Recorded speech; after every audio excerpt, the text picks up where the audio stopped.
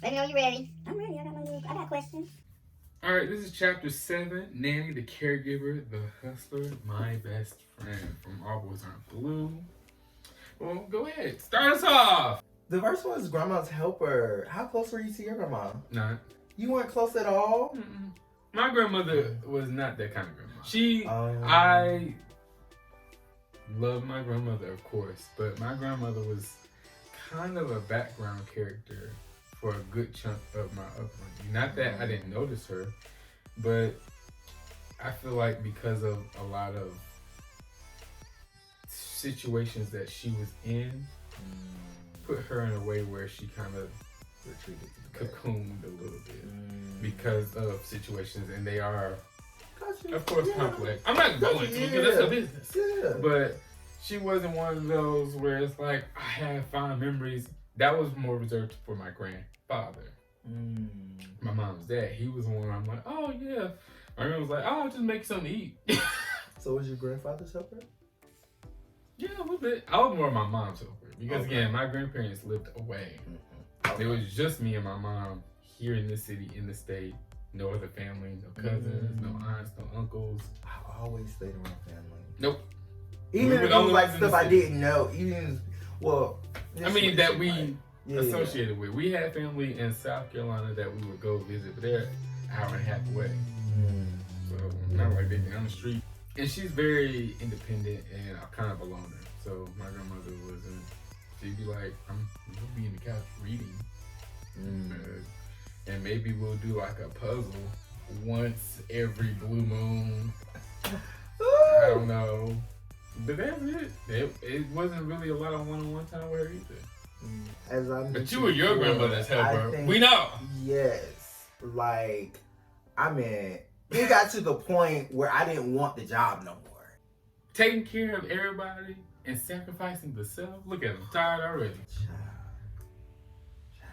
Again, one of my new favorite sayings is the type of tired sleep on face. Because that was, and the other one was, today has drained me. Today has drained me. Might need to put that clip up in there, okay?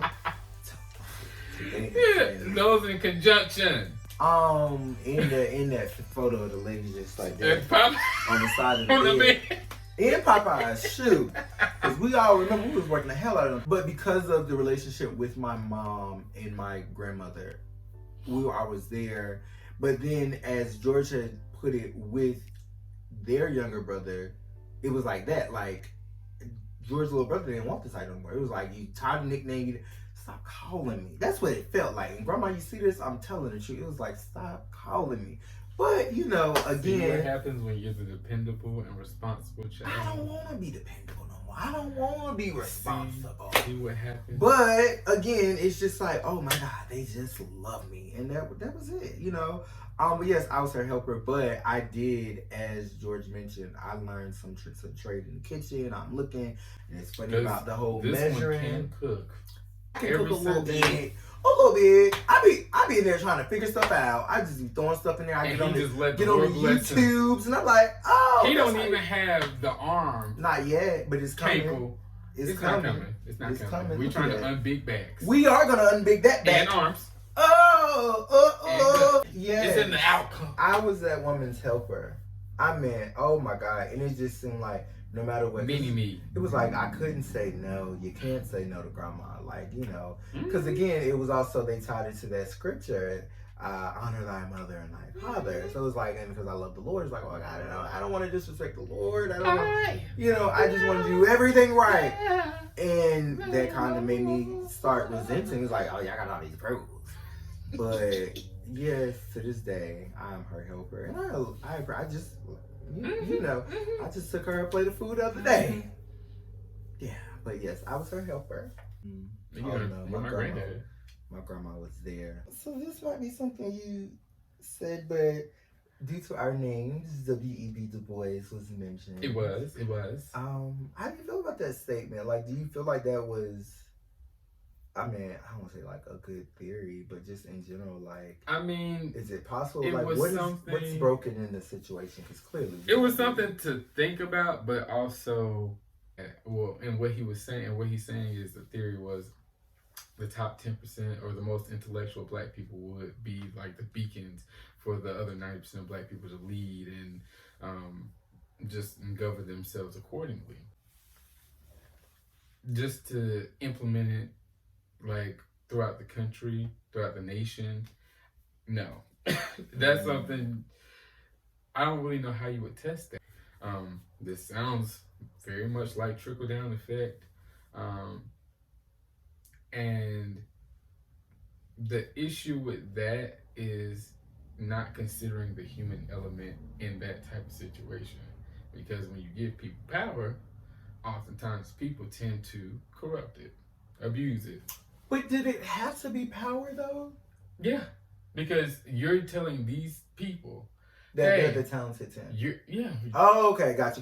You're the gifted ones. You're the ones that know, and you're the ones that the people depend on. You know what? I didn't even think about it like that. I thought about it more so like we just need at least 10% educated to such a point that they're pulling back and saying, "Hey, this is the way." I mean, there's different interpretations. I'm not saying my interpretation is right. This is what I got from it. I mean, yeah, like I said, we're clearly not there yet, and I'm not gonna say it's not impossible or it's to not. Be fair, we have a ton of intelligent people. Absolutely, doing great things, and I'm sure WNVideoEditor would be like, "What? Yeah, there's a bunch of me around here, not him, but yeah, absolutely." I just think. And this is a little bit more nuanced of a conversation, but it's just like, again, you have to think about what does everybody want? Like when you look at the grand scheme of things, like what does everybody want? But then at the same time, it's just like we know that everybody can't be at the top, quote unquote. And everybody don't want the same thing, right? That's what I'm saying. What is the top? But then at the same time, it's just like I also think about it like this, and a lot of people say this, or it's just been said before, like. Bad news spread more than good news. Like, you know what I mean? A lot of people, and it's unfortunate, but for example, and I hate to bring it up, God, but I don't know if it was like Hillary Clinton said this, like the super predator thing. I think it may came up like during her election time and stuff like that. I don't know. But that's a word because I don't know. And I can't even remember who said. I want to say they pinned this on her, and she may have said it. She may have whatever. But the thing is, it was just like there's an idea that during the time, whenever her husband was senator or whatever, she calls black people somewhere super predators. These people are super predators. But then the thing is like that was the bad thing, and I remember hearing commercials about vote for him. I don't want to say his name. 45. Vote for him because vote now 45. Don't get out of line. But vote for him because he don't see y'all like that, and he's better than this. And I think a part of it is like again the power of media, because she has, and we now that we know, it's like that woman, but she knew where we were going, and she said this is how we're gonna avoid it, and we didn't listen. But at the same time, I'm just saying, I say that to say like, as far as like the power of media, I feel like there's not that many people that are held on this pedestal. Even if we wanted to, like you said, they're out there. We have some very talented people. And it's oversaturated almost. But they don't have to be like the doctors, lawyers, that. It's just like, it's oversaturated with the bad stuff. I think somebody else mentioned that, or it was a celebrity. It was like, y'all never talk about the good stuff I do. Y'all want to find something bad. But it's like, that's also what's up, because nobody wants to see you saving the orphan down there. Oh, but yeah, I would. That'd be very nice. You might want to like, you popped off or blah, blah, blah, and they got you in an argument. Because it gets that adrenaline going, that fight or flight, like, ooh, this is exciting. This is something interesting, and it, plays on our nature to be vigilant and to be cautious almost, because that's what the natural world does. The natural world doesn't say, oh, that little, turtle just, had a bunch of babies. And it's like, oh, I'm going to eat those. I'm hungry. And so that's the way we live, where it's like, yeah, that cute orphan. I mean, right, but that's what I'm saying. So this type stuff. But that's what I'm saying. I don't think there's, like you said, there's not a lack of very talented African American people. I think a part of it is like what is shown and what's media told. Manipulation, absolutely. Right. I mean, propaganda. Right, but like on has top of been that, the case. everybody know how I feel about HBCUs. But there has been, I mean, I've talked to, even when I was teaching community college, I was talking to some students. They didn't know, like I had, for example, some years ago, but this girl, African American girl, and I'm mainly pushing African Americans to HBCUs. Whoever else want to come on along, but whatever. But this little girl was talking about going to a certain a certain PWI, School of Veterinary Science. Mm-hmm. And me, I know Elizabeth City State University ain't got that program, but you know who do? North Carolina A&T. And I was like, what have you considered? Mm-hmm. And it was that conversation. And a part of it was like, she wasn't even pushed towards their direction. Yeah. And not even saying literally, like I said, it doesn't have to be, you got to be a doctor. But it's just like, you either don't know the resources, you don't. So, and I had ignorance. Right. That's what the media promote. Because again, I didn't know about I went to HBCUs. Right. And before then, I didn't know a thing. Yeah. A thing. My family went. I think both of my grandparents went. Did I know anything? No. I didn't know a thing. I wouldn't know a thing. My girlfriend at the time, because yes. Okay. There are gay people that have dated. Come on. That other life. I got a letter from Howard in the mail, and they were like, come to our school. And I was like, who then? And she was like, that's Howard. And I was like, her dad went there. She was like, it's like, as people say, oh, it's like the black Harvard. Mm-hmm. And I hate that saying. Yeah, personally, I mean, oh my God. Yeah, it's bad. It's bad. And this is the thing, I've never been to Harvard. I've never been to either. I've never been to Harvard or Howard. But let me tell you something. What you're not going to do, and I've never been to, look at all my hands, okay? This is a side note to something. I've never been to Howard, but what I will tell you, you're not going to diminish what Howard is. The greatness thereof. It don't matter if there's any, I don't even want to name no other school, but we just talked about, like you said, people say it's the black Harvard. No, it's just Howard. It's just Howard. It's Howard. It's just Howard. And what you need to know, we already had this conversation.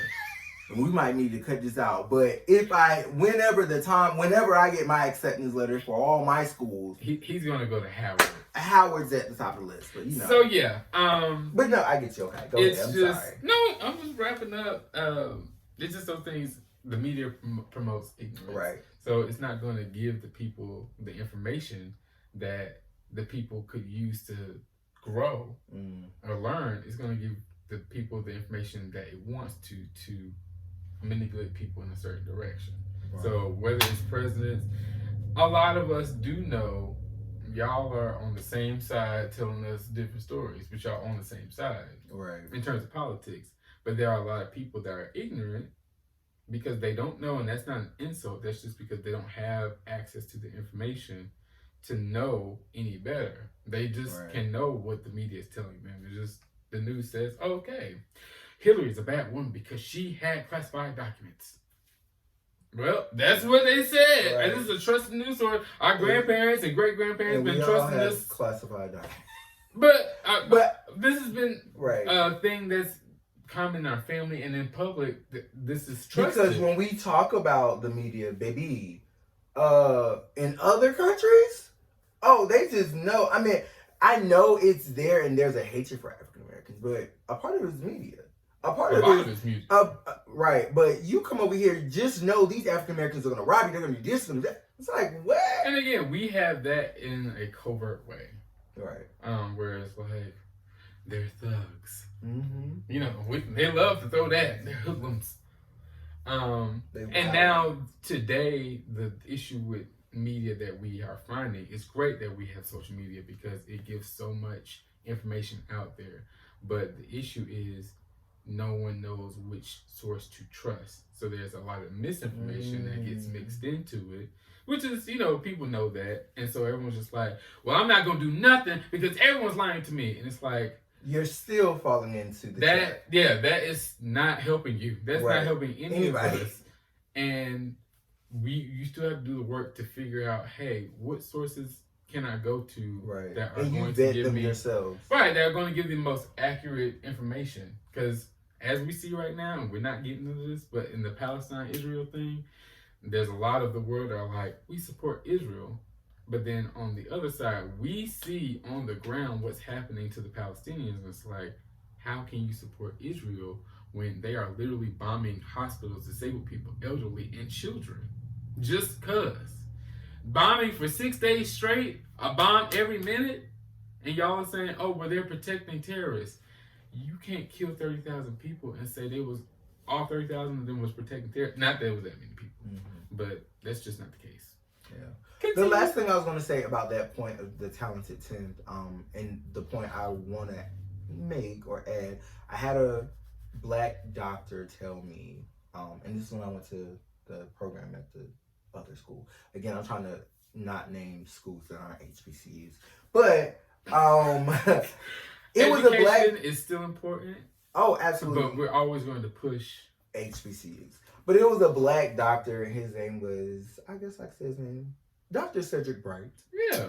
And we support black professionals. And he used to say all the time that seeing is believing. And a lot of times we don't see, even if we want to do something.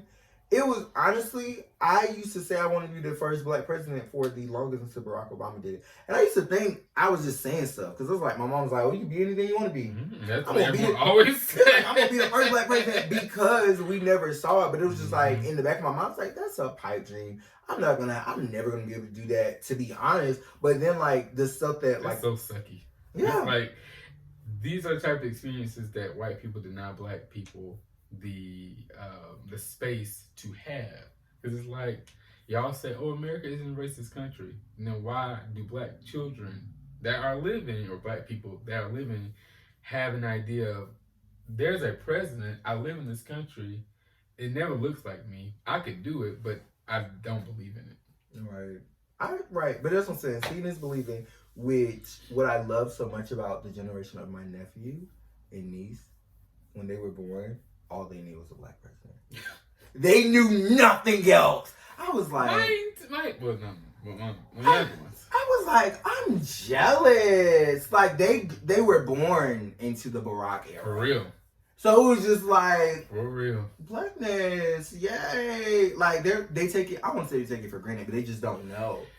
They don't know the atrocities. It's crazy because it's like they have such a stark contrast. Because it's like Barack, 45, and now this. Which, and again, like you were saying, we got a speckle because gets this Kamala.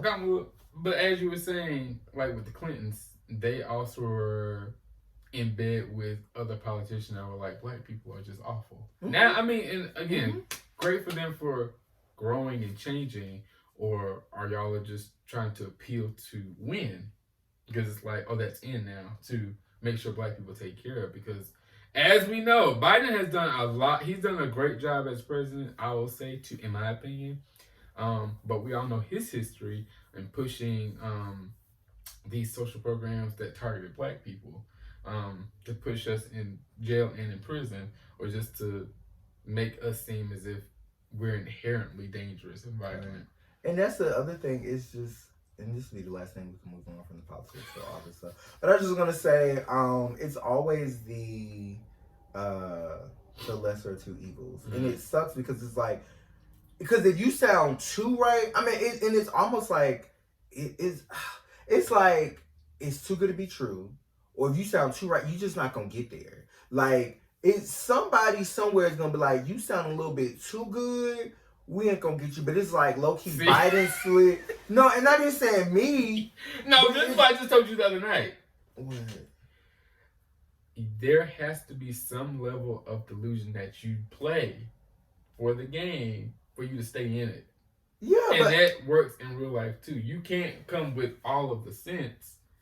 Right, but that's what I'm saying. That's what I mean. Because again, we're gonna. I mean, I'm gonna spill on the political stuff. But it's like AOC, I think would be the best president we could ever. I mean, she's young, she gets it, she know. Baby girl was busting tables a year before she was elected. She know, like, I mean, girl knows, because it's like, who's gonna really get working Americans? And not saying that you can't be a working American and don't understand a millionaire, but you also understand these millionaires and billionaires need to pay their fair share. We, the people with less wouldn't have to bear the brunt of the entire country if everybody paid their fair share. Granted, I've been watching the lottery. Why are you taking, it's 1.7 billion, you taking $1 billion? I'll be grateful for the 700 million. But you gonna take $1 billion? If the billionaires were taxed at the rate they're supposed to be taxed, it'd be like, oh God. But again, it is not enough of them to vote the way that they should or they want, but they got idiots that's making it's people that are just ignorant. Okay, They're so ignorant. the next point. I'm just saying that is that case because we want to make a bad guy out of everybody else when it's just like they just don't have access to the information. Now there are people, I'm not saying everybody's like that, because there are people that just be like, I don't care what the other information. I just don't want y'all to win. Yeah. I just don't want you to win. And there don't give them like a sliver. Yeah. Oh, because again, we could go on and on and on. Don't give them a sliver of black people are going to advance in any way, not realizing that the programs that they are trying to give to us are going to benefit you too. You just saw on the other side, they said, oh, the blacks are going to get this, not realizing you, along with the blacks, was going to get that's the thing. Critical thinking and why it's like critical race theory is a whole contentious. We are gonna move on, but it's like you can't even understand what it is you're trying to keep away from black people. You're saying, oh well, I don't want them to get to this point. Why?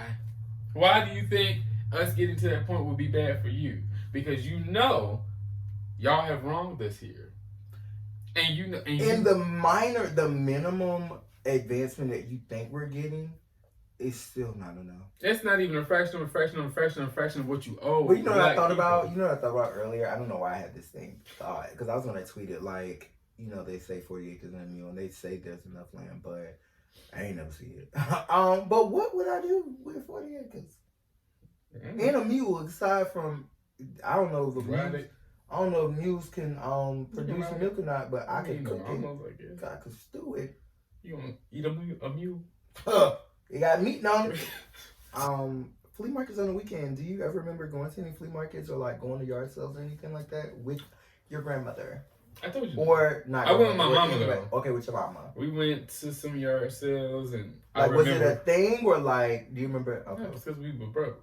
And we needed some furniture, or like I needed some books or something like that. And it's like, oh, let's stop here. Bro. Let's get some. Oh, well, these dresses are only $25. Let's go. And had them for good decades. And some sturdy dresses. And I would do a lot of furniture like that. No more. I would do stuff like that because my mom. I was my mom's helper. Like I said, I'm not a mama's boy, but I was. Go ahead. But for the stuff that she wanted. I was the other person that was in the house. She didn't. Yeah. My dad wasn't there, and you know how relationships are. So when it came to like restoring furniture or painting or doing some hardware stuff, I was the guy. People like, help me measure this. Oh, we're gonna sand this dress down. We're gonna put new hardware on. We're gonna replace this. Okay, help me. So I was that guy. My grandmother here used to do it. Oh my God, love a yard sale. She would drive. Oh, she used to do them. Oh, she used to go to them. Go to them. But you know, she's a hoarder. I wouldn't go. She's a hoarder.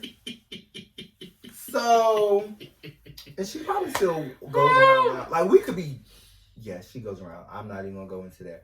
But that one of my most fondest memory of going out to like a yard sale or doing stuff was with my other grandmother actually. Okay. My father's mother, which inspired my tattoo, which has on it. Did you ever see her tattoo, the ice cream? Okay, so on the tattoo it says there's an ice cream cone, and at the top it says I won't tell nobody. So going to yard sales, if anybody out there know, you gotta go early. Like you gotta go early because you want to see the stuff first. You want to get out there first, even if they're setting up. You want to get out there so you get eyes up there first. I don't know none of that. That's the rule. You gotta get out there early. I mean, crack of dawn. We'd be rolling up when we wanted to. Like, oh no, you ain't. People done looked over that stuff. They done moved it, probably broken if it wasn't already broken. So you got to get up there early. I mean, the sun is cracking up, okay? But because I was never been that early. Oh yes. Oh yeah. My grandma had a plan, but because it was like it was me, my sister, and mind you, this was the summers that I would stay with my Aunt Crystal. Yeah. Oh, okay. So, and my father was there, so it was me, my sister, and my Aunt Crystal's daughters, and most of my cousins were females, so we'd be at my grandma's house sometimes. So that particular day, because I was the only boy that was there, she took me. And so she took me, we was going out. I know we went to the yard sales, we did all this extra stuff. The last thing she took me to is McDonald's, which is why those moments. That McDonald's ice cream, baby. And which is why I have like a connection with McDonald's. It's a whole science about that. But anyway, she told me, she was like, now you can't tell nobody. Hello, love that. And I'm sitting there eating my ice cream. Okay, grandma, I ain't gonna tell nobody. I ain't gonna tell nobody. And you can wait down but rag. She said when I got back to that house, yes, you told and I got back to that room, I told everybody. Yes, you did. You said, because we went to get some ice cream. So, and you know, grandmas at that time was like, I ain't gonna take all these ice creams home before they melt. It's like, you know, you eat this, get it gone, and then we I only want to spend. Okay, really, that was the truth. She only want to spend so much money. But baby, I got back, I told everybody. So that is a family story that everybody knows. Oh. My sister know, because my sister was there. My sister know, my mama wasn't there, but my mama know that story. I call right now, she'll tell you the story about me, my mama, my daddy, all my aunts on that side, they know. Even my grandma here, she knows the story. So yes. But yes, going to like yard sales was a thing. I think when George is talking about how his nanny was recognized early on, like George is different. But it wasn't just the fact of like George is different, but George mentioned cousin Hope, and cousin Hope was a transgender cousin. Well, I guess that's the first question. Like, did you ever have any children or cousins that were like LGBT out? So there's a meme that goes around, or like a video or something like that, where it's just like, you know, we ain't got no gay people in the family. And it's like, oh, I am the gay people in the family. Or I'm the gay. It's like, here it is. It's like, everybody got a gay cousin. And it's like, I ain't got no gay cousins. And it's like, oh. Okay. I'm the gay cousin. But I don't have anybody else that we know of like that. I know there are some, but we don't associate with them. Yeah. Like not like, fuck them, just we aren't close. I don't know their names. I think I was the gay cousin, but on top of that, like, I just met a pair of twins in my family, which I didn't know. But these cousins, one of them's transgender. Oh, okay. But like at the same time, I think a lot of times, even their mom was talking about like how she just kept them away from everybody because she knew, and then she knew how our family was, and it was like, it's sad because again, it's like you have to, when you do make that decision, like Nanny did, like when you do make that decision, like I'm gonna love these people regardless of who they are. Like these people deserve love. Like, and that's the other thing that drives me up the wall when you talk about the black family, the black church, all this stuff. What sense does it make to push your own out, not have them, but like out of the nest of safety? What do you think the world's gonna do? And I know George mentioned this Pose. You got to Pose? I couldn't get through Pose. Pose was hard. That was episode like 1 or 2, baby. I know. Like the first episode. No, okay. It was the first episode. I don't even know if it was it pilot. It probably was. Yeah, it probably was pilot first episode. But again, it's just hard. like it was too hard. What? I cried. What? How did that ever make sense to anybody? And again, what do you mean? What do you mean? How can you say that? I'm thinking from my absolutely not my terms of logic. This is the church. Look at this in church. The church has always been like, you get out. We are going to. You cannot be in this club. You cannot be in this building. You have to go. Speaking of clubs, side note to a side note. Again, we weren't allowed for a good bit of time. Speaking of side note to a side note, I thought that was beautiful. And then honestly, like as far as like my grandmother coming to terms with who I am, the one that's here, and again, like I said, we were raised in the Bible Belt. It wasn't until I was in college, and it was after her last husband passed away. And so I think she was just like, and I remember this conversation clearly. I was walking by Williams Hall, and we call it Club Williams on campus. I was walking by Williams Hall, and she called me, and I like probably almost about to cry. And she told me, she was like, I love you no matter what. I don't care about the gay stuff. I don't care about any of that. She was just like, I love you for who you are. And again, like I said, it was after my grandfather passed away, her last husband, and he was always, I think he knew he was always cool with it. But like my grandmother for the longest, and again, like I said, I being gracious, I'm like, this is all you knew was church. You know, my grandma is a different lady.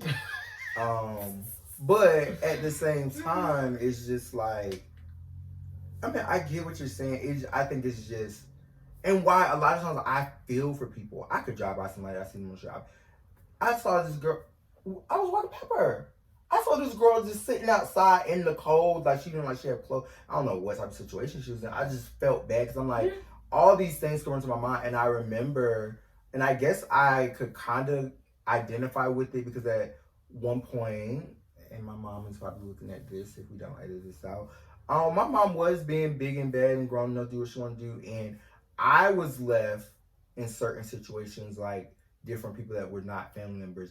I was just like, I don't want to be here. And I'd like try to run away. I try to get away. I had another friend that looked into all this. Well, not looked into all this, but like tried to connect the dots. Because she was like, why do you love ECSU so much? It's not that big of a deal. Why do you love this school so much? But because I was never really stable and ECSU was my first home. Yeah. I mean, when we talk about homecoming, that was home to me for real. Like, I mean, I was that student. How early can we come back? How late can we stay before the school is really shut down? You have to get out. Honey, no one's going to be here. Why do y'all think I was an RA? Huh?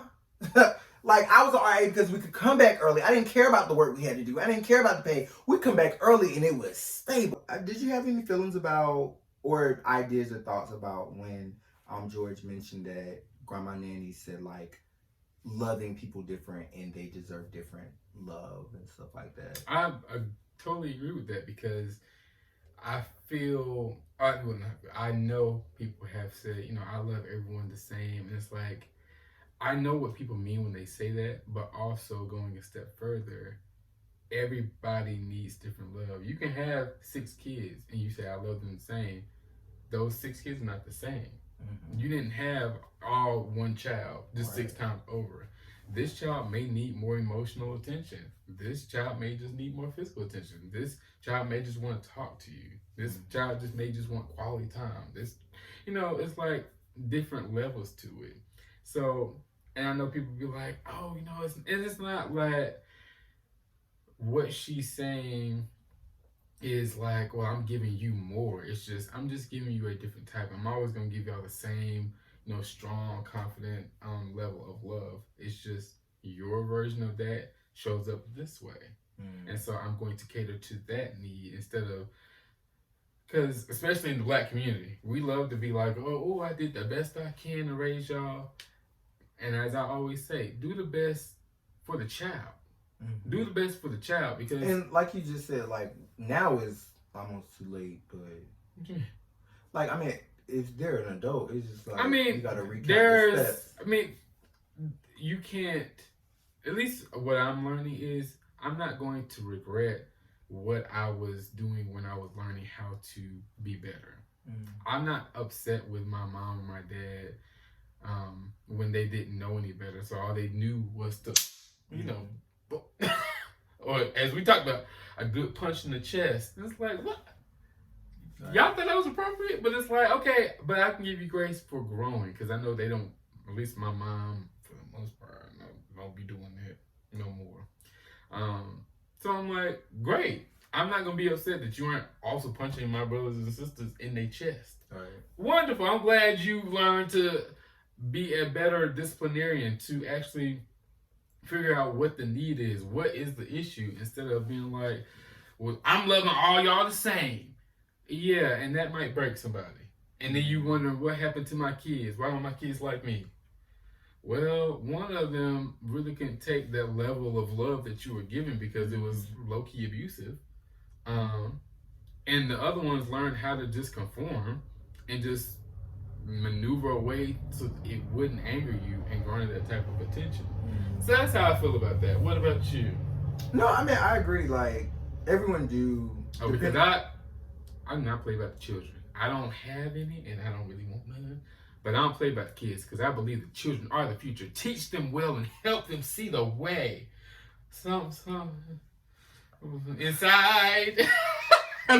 Yeah, like, just depending on, like, the things that you identify in children, they may need a different type of love or a different level of love. And especially when we talk about the rainbow children, it's just like, it's different. You know, I'm not going to, again, I'm going to try to refrain from like calling out certain people, but there is a celebrity with a transgender child.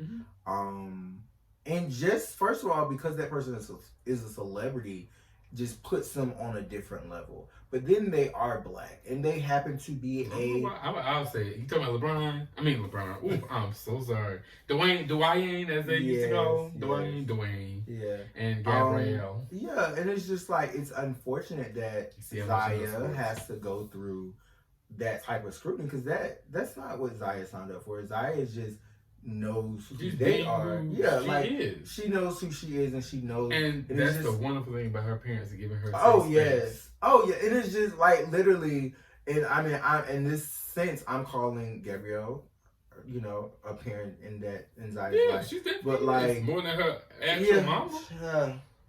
But yes, but it's just like that is the type of birth mother. I'm sorry. Yes, but that is the type of thing, and it's like, and it's also beautiful for me to see, but also for like Dwayne to talk about it, like talk about it publicly, but not even just talk about his daughter, but to talk about his growth. Yes, it's like I'm growing to love you more and more, because like in that Shannon Sharp interview, Dwayne, when it was like, you know, I had to learn that I had a person, and I had to learn who this person was, not this is my mini-me. At the point, this is my clone. Before. Yeah. Like, I had a daughter. So it's just like, but on top of that, I think of like things like that where it's like Zaya, unfortunately, needs a different type of covering because of the work. And again, like that one time, I think Dwayne Wade said it, it's like Zaya has a test that she is freaking out about. Zaya's not worried about it. Yeah, like, and Zaya's beautiful. Zaya, go model. Okay, Zaya could do all that. But she has Zaya is work, a but she's child, also going to school. Child that wants to do X, Y, Z. And it's like, this is just a child. Leave her alone. Versus all these opinions. But again, the type of love that she has is so amazing and incredible and beautiful. But then everybody doesn't get that. But again, like I said, with Nanny, it was beautiful. And yes, I agree. And another thing on that, I know a lot of people be like, why are y'all talking about Dwayne Wade? That's doing the bare minimum as, you know, a decent parent. But at the same time, true, but you can give people at least some appreciation to where it's due, because as we know, that may be what we believe should be the decent thing, but you know that it's not what most people do. Yeah. Even if parents say, oh, I love you. And it look good in public. And I mean, I do believe that is their life. Yeah. But for the vast majority of people that look like us, or just in general, because it's like you can still have parents that say, oh, I ain't had no problem with it, but they never advocated for you, they never spoke up for you, and you still did not feel like you were protected or safe. Like, you're not going, they're not taking you no pride, they ain't buying you nothing, they ain't like, not that they have to, but it's like you still didn't feel any type of like connection to be like, I feel whole. Or it's like, oh, tell me about this. What do you know? What are your thoughts? It's like dating anybody? Yeah, or not that parents. And I mean, but I was about to say, even when George mentioned that, which was just so beautiful, like what Nanny said, it's like, I don't care. You better bring him home whenever. Just like all the other cousins and cousins do. I want to see your significant other here as well. And that's it. It's like, and nothing different. And it's just, again, it's love.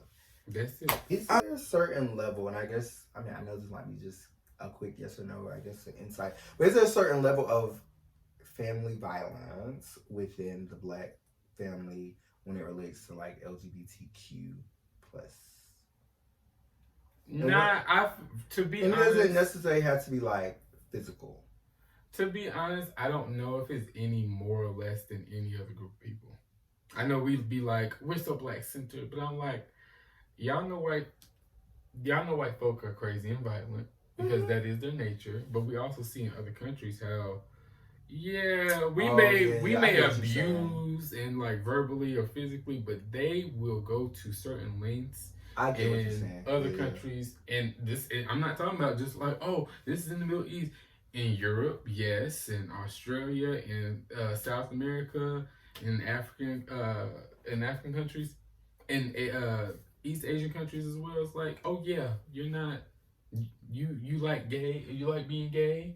Oh, we're gonna punish you for that with death. Yeah. I get what you're saying. So, I still don't think there's any more than any. Yeah, I think for us, or at least for me, from my perspective, I do agree with that. I think a lot of times it's just when you grow up and you're learning who you are. This is my body, right? Just give me an example, wild example. And it's like, I grow up and then somebody come at a certain time and is like, oh no, this is my arm. It's like, huh?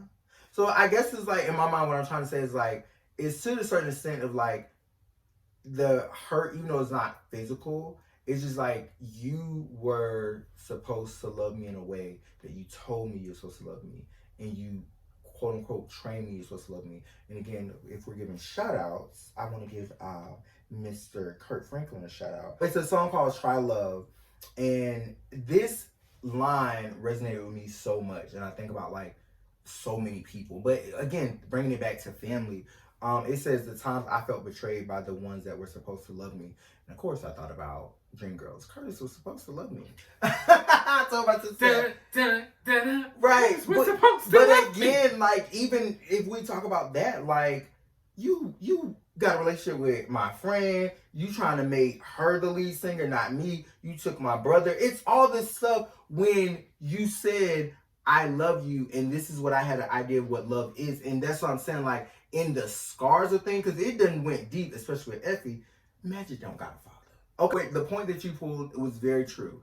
I agree. I'm just saying, like, as far as the love thing, and those sometimes are the scars that we just don't see. That's the violence in my mind that is just like, that can be traumatic. Because even if it's all these, and let's just say something even more, quote unquote, relevant. Some of the children that may grow up in a situation at home, or we could talk about, I mean, she put it in her book, but Kerry Washington. Like, you grew up this whole time thinking this is your parents or your father or whatever. Mm-hmm. And it's like, oh no, this is not. And it's like, and you gave me all the love. You gave me all these things to make me believe, and not saying that love in the back home is not real or superficial. It's just the fact that, but that's why people have to be aware, because it doesn't matter for a lot. Let me not say that. There are different reactions with different individuals, mm-hmm. as we know, and with a topic as sensitive as adoption, giving the person the option to know,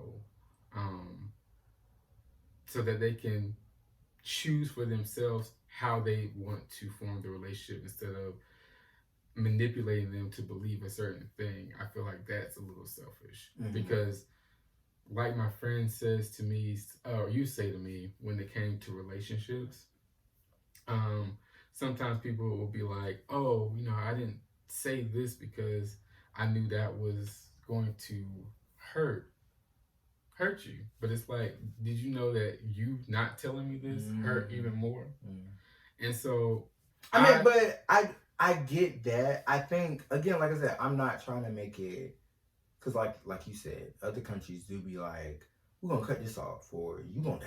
Like, it's different, They do be like, I'm gonna cut your hands. And then sometimes it's almost, and now that I know literal heartbreak is something that is a medical condition, like, it's just the fact that, and not saying these people didn't have an option or they didn't know, and it's not that it was misleading, but it's like, you are, again, going back to the Dwayne Wade thing, it's like, I'm learning to love a person, not who I think, this idea of who I think you're going to be. So it's just like, I didn't choose to be here. I didn't choose these feelings. Like I said, this little boy cuter, or I want to spend time with this little boy versus that girl. Oh, she cute, but I want to play with you. But that's why I say we giving people the flowers, because it had to take Dwayne and Gabrielle mm-hmm. being secure with who they are. Because a lot of the times when it's, parents coming after their children in that way, it was like, get out, we don't want you here, because they too were not given the space to be who they were in their own identity. So it's like, I was taught no, so I'm teaching you no. Yeah. And this is the experience that I've lived. This is all I know. So sometimes you just have to deny yourself. You can't just live in your truth. And it's like you have a child that says, I know nothing but to be me. Yeah. And it'd be like, no, conform. And it's like, I can't. I just am myself. And it's like. And you don't even know why it's wrong or why it's bad. And it's just like, it's bad. It's bad because somebody told you it was. Right. And somebody that you trusted, somebody that you thought was, you know, from a wise source. And it's like, keep doing your own things to trust in you and go the way of wise discernment. Anyone ever approach you or acknowledge your differences like as a child? So yeah, that definitely happened to me. And I mean, people. terms of, I mean, people can clock me. No, but I remember. I have a place of love. No, not even that. Like it's just like I told you. Like my father used to like put some bass in your voice. Oh used to be like. Sissy and and then like no, I definitely like that. Oh yeah, don't walk like that. I used to give a wrist with the. I used to give the wrist. Whoo! And that got snagged or yelled or threatened out of me to where I conformed. Yeah. And who I am today is a result of all that. And I still love myself even through all that, but had I been given, as any of us would have been, had I been given the fullness of love during that time, I would have been a completely different person today. Right. But I still love me. Yeah. No, I was going to say, like, I'm always conscientious about my voice. So to this day, I think about it. And I know there was, like, it was a documentary about it. And they were talking about, like, gay people's voices, which is funny. We have to find it. I remember watching it. It might have been think about that a lot. It might have been on Hulu or Netflix or something like that. But it was good. But again, I remember specifically my father was always like, put some bass in your voice. And I was like, okay. But no, I also had like an uncle say some like real disrespectful stuff. And I remember it was like so anti-gay. And it was just like, I've heard that. When did you officially come out, or did you ever have to come out, like, to anybody? Or I know you talked to me, like your siblings, but the only ones that I came out to were my siblings. Oh, okay. So everybody else, it was just get with the program. So, like I said, it was different moments. I know there was this one time. I think my mama just knew, but there was this one time. Well, I had a friend. Her name was Elaine, and my mom was like had questions about her. It's like, what's up with you and Elaine? Now, mind you, Elaine was a tomboy. Elaine is not a tomboy now. But Elaine was a tomboy. And I'm going to leave it at that. That's me and you, girl. Did she go That's me and you, girl. But my mom, there was like something on the news, and my mom was like, okay, we have to, she wanted to go through me and my sister's social media. Okay. Yeah, because like, people were like, teenagers are meeting strangers and adults online. Yeah, I was trying to do that as teenagers. Somebody got killed. Yeah, I believe that. So she was like, oh no, I gotta go. Honey, she found out about my sister and her little stuff. Oh. And she found out about me, man. Oh, that's interesting. Oh, they wanted to pray the gay away, send me away, and all. Yeah. How old were you? Ooh, I had to be maybe 10th or 11th grade. I was older. That's, I mean... Or maybe 9th. I don't know. You were like, 14, 15, 16 there. Yeah, I was young. I was like 10 or 11. Yeah, not really officially saying stuff, but I think they always knew. Like I said with my aunt, I was younger playing baby doll, so it was like, something's different. But the only people I remember coming out to, I came out to my friends. I have a amazing friend. His name is Juan. I'm going to send him this link so he could follow us or whatever. He's straight, but I know he was on the phone. During school, like I said, college, these are my family. I had Juan on the phone. I had another people on the phone. And I told them, they were like, we know, this ain't nothing special. Yeah. So the last people I had to come out to, or not had to, but I came out to, was my niece and nephew. Mm-hmm. But there was a family reunion that I went to. Let me make sure I get the front. The front says, that's what the front says, okay? I had to let them know. And then the back, honey, because they just knew I had money, okay? I was like, I ain't got no money. I ain't got no money to give y'all. I come in a new car every different. Rich bitch. I could come in the new car every family reunion. Ain't got no money. Ain't got no money to give you. Got nothing. Okay, baby. They ate it up. They love this shirt. Yeah. Ain't got no money for you to hold, and I'm still gay. But yeah, I don't wear it often though. I should. I should. But that's all my questions. Well, I only came out to my siblings. The rest of the family, I didn't care to. And this was before I found out about invite in. I was just like, what's that? Inviting in is where it's like, I'm not coming out to you, but I will let you into my spaces so that you can understand who I am. No, it's a concept like coming out. And again, ain't nothing wrong with it. Because again, no, you just didn't know. It's like, but that's what inviting in is, where it's like, I'm not coming out. I'm just inviting you into my space. I love that. Oh, this is who I am. I love that concept. Because I trust you. Because you've shown me that you're someone I can trust. I can hold a safe space with. As for a lot of my family, I'll be like, no, I'm not ashamed. I will bring whoever I bring around. But in terms of being in my business, no. But I'll tell my siblings about it. Not like all nitty gritty, unless we just have a conversation about stuff like that. But no. But I know my family know that I'm in the family. Because how I was acting like it from when I was younger, and just, wrist here, or, oh, you playing with that, or, you don't want to play no sports. No, I'd rather be an artist. I want to be in the music. Or another incident where... But now, in hindsight, sports would have been close to the goal. Yeah, but you got to do a lot of work. They go, boom! Okay, I'm throwing it real quick. Here, boys. I was just here to get a cup of film. Blue. Blood family versus creative family.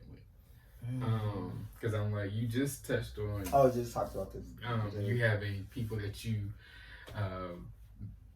made a part of your family to have a safe space in the community with. You know what? That you may not have had in your blood family.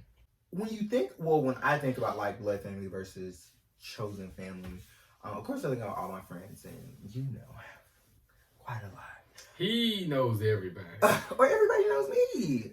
That too. But I was gonna say, I think the beautiful thing about like the people that you choose, like you just said, like invite you in.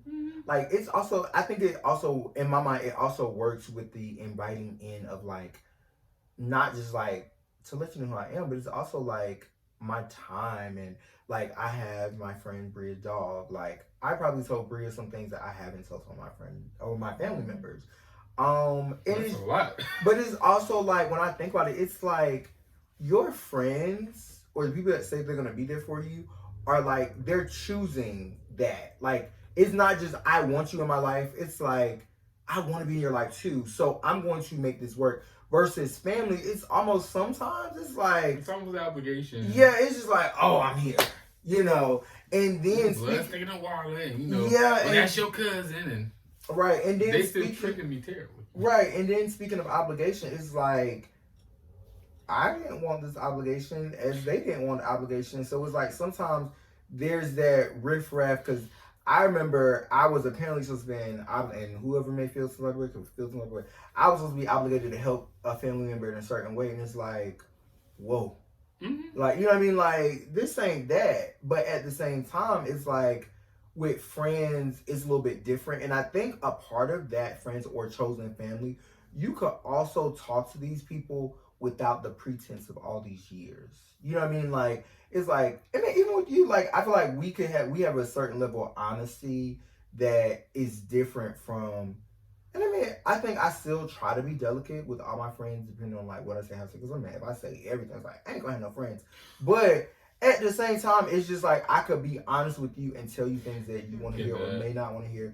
And it's like, we can go on, but like with family, it's just like, ugh. It's like, do I really want to go down this hole? Because if I say this, I gotta say this, I gotta say this, I gotta do this, blah, blah, blah. So yeah, I think it's people. Yeah, and I think it's just a beautiful thing, like when you have friends or chosen family. So I mean, and I agree. I feel like a big difference just in anybody we interact with is who shows up. Who shows up.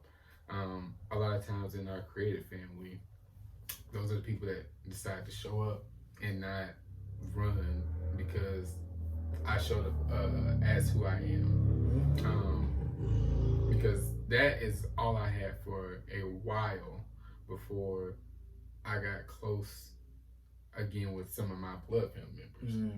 Because I didn't talk to them for months. And it'd be like, oh, just checking in, and then it'd be another few months just to like make sure we're alive.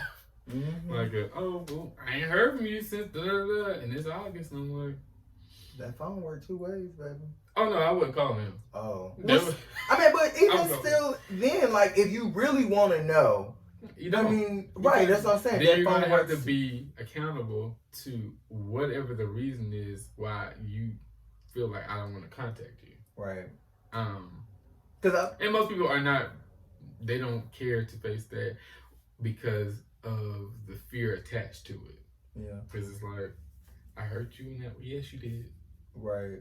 And I was gonna say, you know, and speaking of chosen family and stuff, like it makes me think of like in the most recent thing that was like somewhat monumental to me in my life. Like when I got my accident and totaled my first vehicle, the Civic, Jasmine was there before and I mean I know she was closer, but like she was there before my sister got there, and my sister came, but it was just like, you know, and Jasmine's like, I'm coming, I'm dropping everything, and like, but again, it's just like it was not even a question. It's like you told me, you trusted me to tell me, and I'm coming, and XYZ. So it was just like that's what I mean when it's like I want to be there, just like you want to be there, like situation. So I agree. Yeah. So it's a beautiful thing. I mean, I think technically anybody can choose their family, but I think for people of the rainbow, you know, club and coalition, whatever, we take more to that because of the history and the systems that we live in that marginalize us to not have the protections and the safety as other people. And we've had to depend on strangers, which happen to be better than some of our family. Like, you know what I mean? So, and again, I think that's why a lot of times, like, I get sensitive to anybody's situation. Like I said, I seen that random, I didn't talk to her, but I felt like, oh my God, like what could, because she was looked like she was in a position like she was vulnerable on the phone. So I'm like, oh my God, like, what do I do? Or the person I saw at a store, I ain't gonna say the store name, because, you know, I don't frequent that store, but I do. But the person I seen, and I mean, granted, it's a part of my future job, but it was just like, this is a medical emergency. Like, are you, hey, are you okay? Type situation. So sometimes you have to make the call to discern when and when not to step in. But again, it's just like sometimes strangers can just be so much better than your family. So yeah.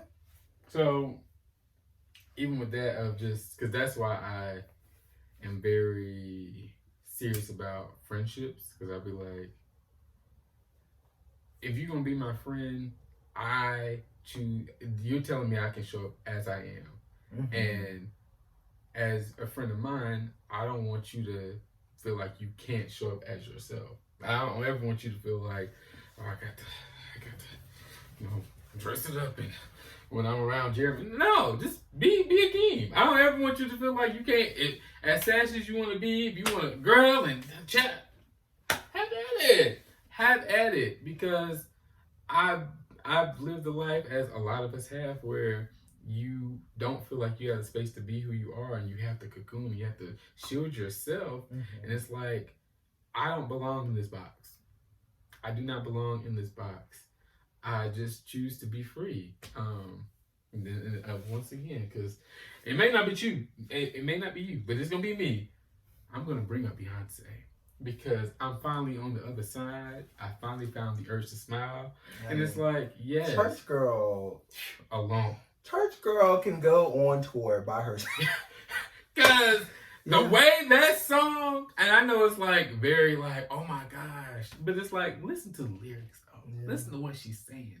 Because it'd be hard out here to find spaces where you can just be yourself. And I know there are relationships and connections that I've had where they haven't worked out, where I've said, please, don't feel like you have to, put up a face to be around me or anything like that. And it's like, I don't know what that means.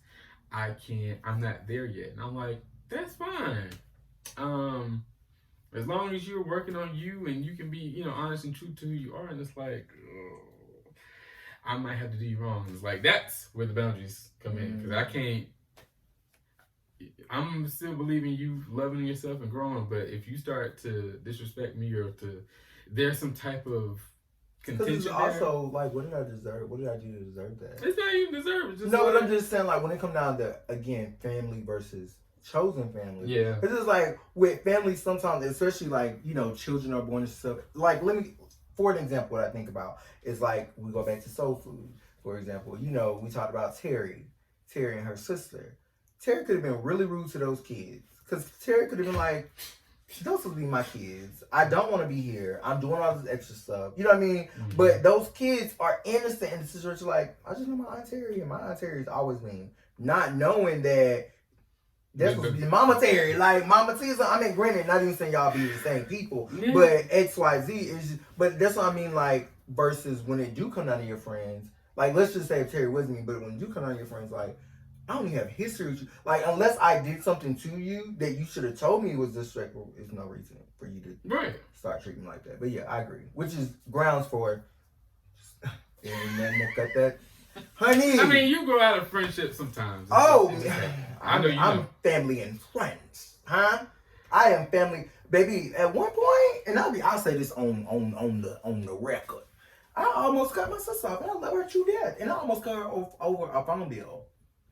Oh, long story short, like, you don't want to pay what? And this is in my name? Love you. But that'd be the thing, but guess what? Now we're not on each other's phone bill, and we have our own phone plans, and we call each other on our phones. Because it's respecting, because it's like, you can tell me what's going on with your situation to why you can't, but for you just to refuse, and this, a service you're using that has my name attached to it. A big difference. It's okay. It's okay at this point. Because we on different planes. We grow and we move on. We figure out what works for us.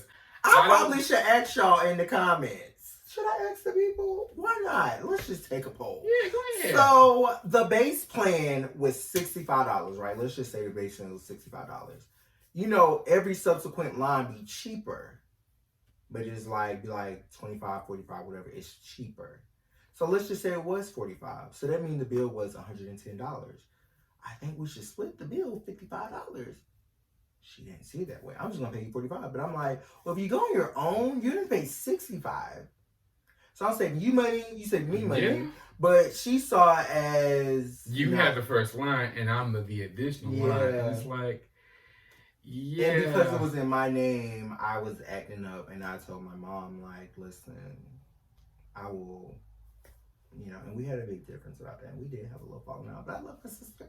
We're back together. I mean, again, I feel like there are... What do y'all think? Both sides. Was I in the wrong? It's not a wrong thing. It's perspective thing. Y'all just was didn't option one right? See, I paid $65. We're not doing this $45. Or option two, right? This is how we cause contention. Let's say we are trying to have a safe or was it $55 each? Let me know in the comments. Look at this. Now, if he edited this video, it's going to be edited down. No, it ain't. I think the last one was just like safety of coming out. Because a lot of people in the Rainbow Coalition, as you say, they don't even have the safety to do so without it being, as we talked about before, like a harmful or threatening thing.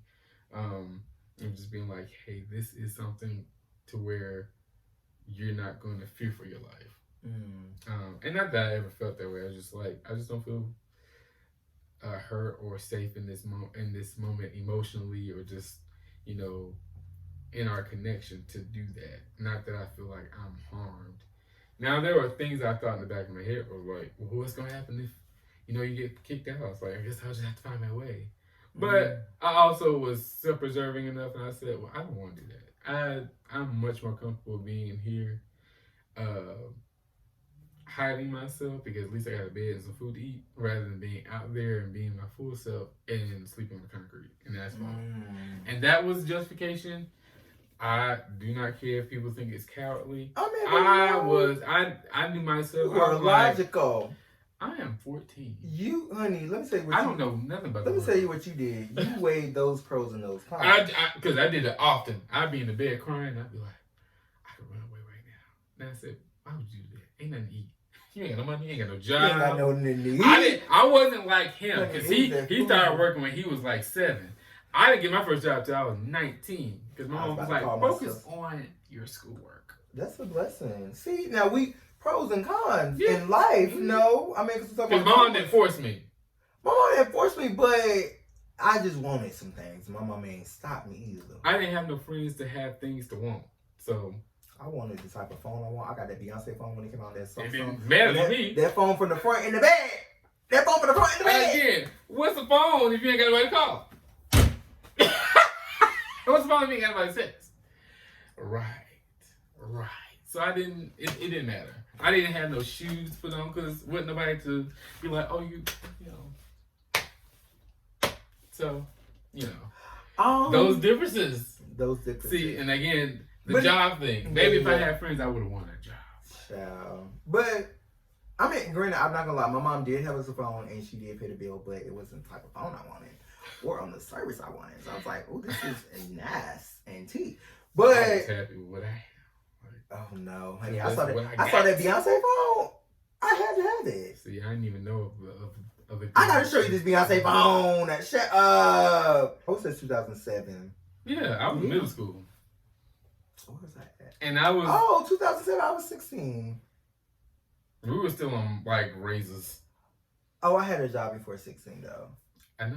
I don't think you got a job when you were 16. Anyway, the question was safety when coming out. No, that is really real. Mm-hmm.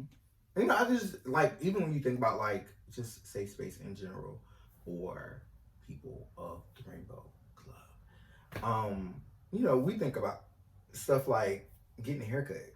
Because you go to the haircut, you go get a haircut, you go to the barber, most of the time, they talking about the most masculine things. They are talking about football. They're talking about women. They're talking about stuff. They're talking about things that are cishet. Like, they're not talking about guys and they look cute. I mean, again, and we know I feel like there's a majority of gay people that are similar, and there's a majority of straight people that are similar. Yeah. Not saying there aren't gay people that don't like hardcore rap and but I'm just saying I know I can't go. Now granted, I'm a little bit older, I'm a little bit more comfortable, but like my barber last time, which again we talked about this and I may release this somehow, some way.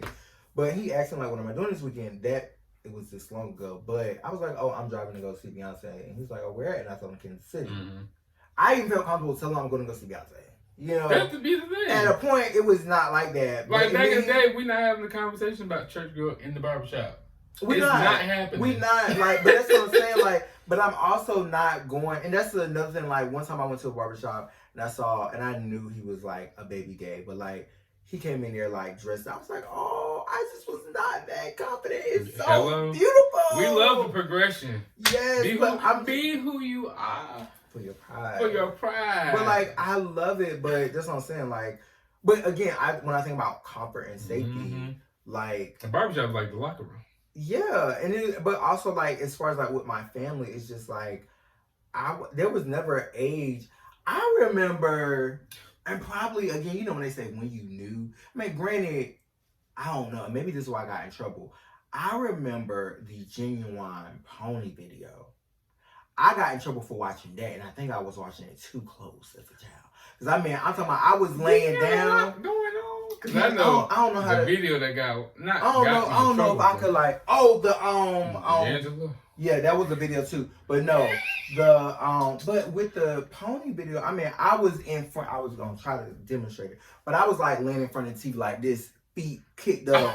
You was like, I'm eating this up. Perch. I think they looked at me like, oh, he's enjoying this a little bit too much. He thinking about things. He got Yeah. his imagination. And it's like, do you see how y'all sexualize children so much? I didn't know. I just know that thing looked good. Once again, it's not that children that don't have sexual things that happen, like, just naturally. I'm not saying with the influence of adult intervention. I'm just saying sometimes children just have sexual feelings. Yeah, I just however, y'all sexualize them in a mature manner outside of their, you know, adolescent mindset where it's like, oh, y'all are making this inappropriate. Yeah.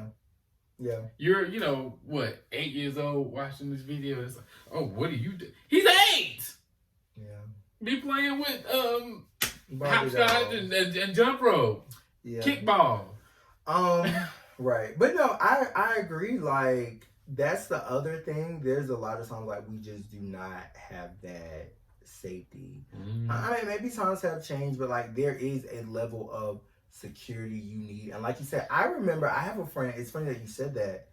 Well, I was friends with, I'll say that. I don't know if we're still friends. He's cool though. He's a very intelligent person, very cool. But I met this person. We can have a conversation about that later. Yeah, but I was just saying, I met this person in college, and they were like, oh, at college they were a different person, but at home, oh, they were, But at college they were just like chill. They had a boo thing that was same sex, but at home, no, that was not the case. And they were like, I can't be honest and true to myself because I'm afraid that I'm not going to be supported. And again, it's even more difficult because a lot of us are connected to our families, you know, more through blood. But a lot of us want to still be attached because it's like, these are people I identify with. I don't want to necessarily break away from these people. And a lot of times when people feel the need to break away from their blood family, it's just out of, I have no other choice. Yeah.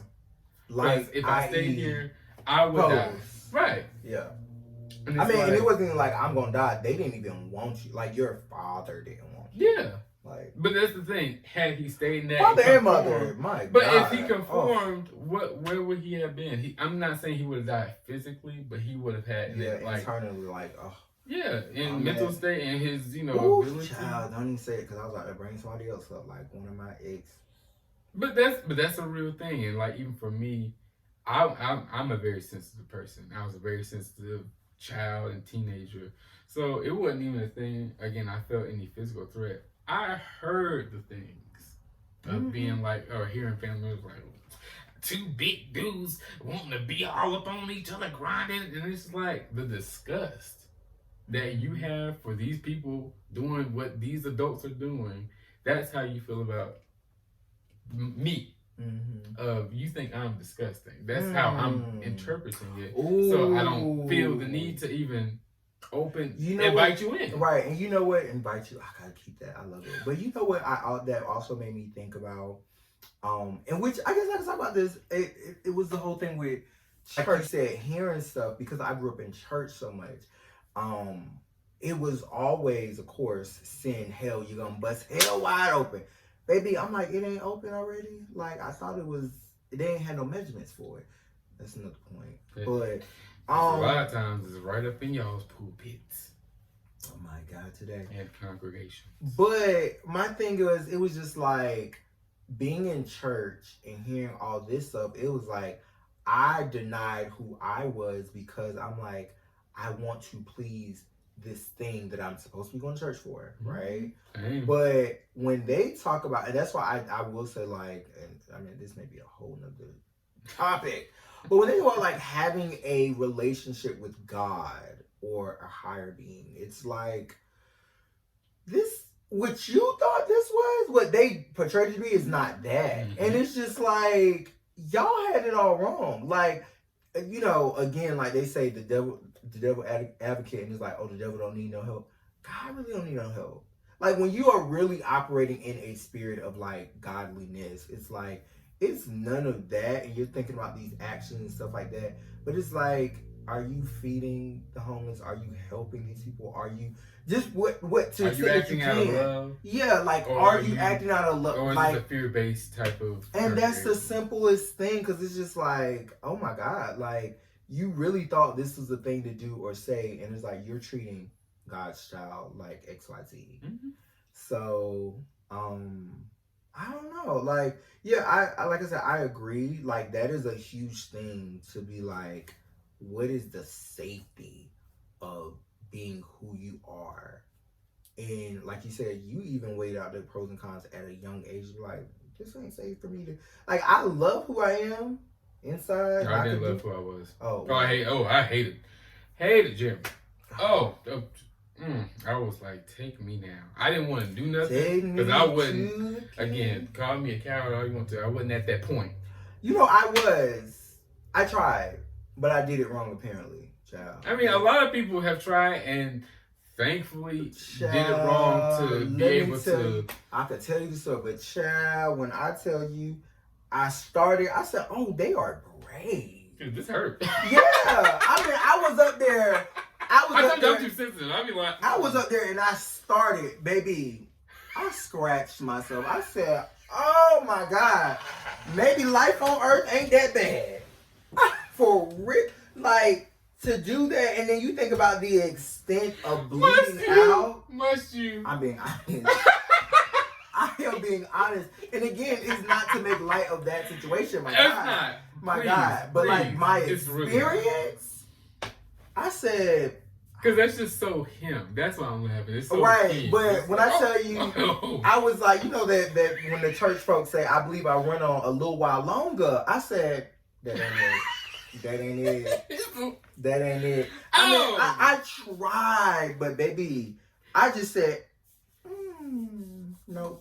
See, I talked about it later on. That hard. Oh, yeah. I was like, it ain't that bad. Life went down. It ain't that bad. No. My sister was still going to school with me. It wasn't that bad. Like, I wasn't bullied. It was just the fact that, like you said, it was a part of me that I really didn't like about myself. And again, I can't be my true. I knew what my true self was. I couldn't be my true self. I had friends that were like Elaine that I talked about. I have a friend named like what? I gotta send them links or whatever. I told you he has 1,000 friends. Okay, because and again, a lot of this will probably be on a different topic when we talk about the church, because a lot of what we're talking about stems from there and what people interpret scripture to say and this, that, and third. Because you know. So we might could read that. But my God, today, because that's. But yeah, I like going back to that last point. Yes, people have to feel in the safest space and place to even consider coming out. And even when you do, it's still always that anticipation. I love seeing people on Twitter talk about, oh, I just came out, I'm 35, I'm 37, I'm 40. And it's like, again, these people have to be in a safe space. And even if you do start talking to you, it's like, I don't want to say it gets annoying, but you're like, oh, my friend's like, no, this is my man. My man. Like, is, you trying to refer to somebody, oh, they, he or she. Because at the time, back in the day, when you used to say, oh, they, it wasn't a pronouns thing. It was like just trying to be cute, just to not, give you an identity of who this person I like is. It's like, they're cute. Yeah. He or she. And so, you know what? That's the thing when I talk about the other Crystal in my life, my mom, who she dated. I think I talked about them like that. Again, an interesting thing, a gay person being the son of someone that's also in the Rainbow Coalition, but also had a history with this person. She had a situation because, again, her growing up in church, and she didn't know, and she just was like, you gotta be straight. And that's all she knew. That's why I'm just like, I can't fault her because she thought that's what it was. And, we could possibly have her on the show one day and talk about it. And she told me about it. Like, she was denying herself. It was times when she had moments. And thankfully, she denied herself enough to have 2 children. I was number 2. I mean, technically number 3, but number 2, 2.5, whatever. I love how you still count as the other brother. Yeah. You're like, heavenly brother. But no, because apparently this was supposed to be his name, and my name was supposed to be Jaheim Child. Anyway. Akeem and Jaheim. But anyway, thankfully she denied herself because she was like, she always felt like she had these feelings with because she was in church in the Bible Belt. I can't be no woman. What does that look like? In the 80s and 90s, what does that look like? She didn't conceptualize that. So unfortunately, we'll see it really. Yeah, like I mean, even if her book was All Girls Aren't Pink, you know, like she grew up in that moment of she didn't feel safe for a long time. And again, that's not my story to tell, but thankfully, I mean, it's a part of your story. I mean, I'm a part of that story, but thankfully, you know, like I said, we grow and we learn. Yeah, no, I was gonna say thankfully she wasn't, so she could get dang twice and have 2 babies. Again, I don't think that even matters, because even if she did have the love and space and she wanted children, y'all would still be here, in a sense. Yeah. Well, technically, we would have been from another woman. That's what I'm saying. You know, but you never know. Your dad could have been like, I just feel like going to the bank. Yeah. And it's like, oh, well then there you go. But that was chapter 7 for the Cube Bois. I'm still looking at this phone. I see. This Beyonce. I wonder if I could buy this Beyonce phone. But it was cool because, like, if you know, you know. We might need to find the phone and put it on the screen. 10 years ago. Could you imagine if she comes out with a Renaissance phone? Give it to me. Give it to me. She's not doing it. Beyonce. She already did that. She's not doing it twice. She's not doing it twice. If you're listening. Beyonce, you know that. You're a smart businesswoman.